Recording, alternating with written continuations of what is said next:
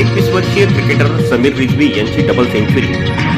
97 चेंडूत नाबाद 201 धावा करत त्यांनी धडाकेबाज खेळी खेळली.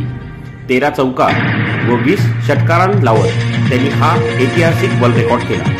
समीर रिजवीने क्रिकेटच्या इतिहासातील सर्वात जलद द्विशतक झळकवत क्रिकेट प्रेमिकांचे मन जिंकले.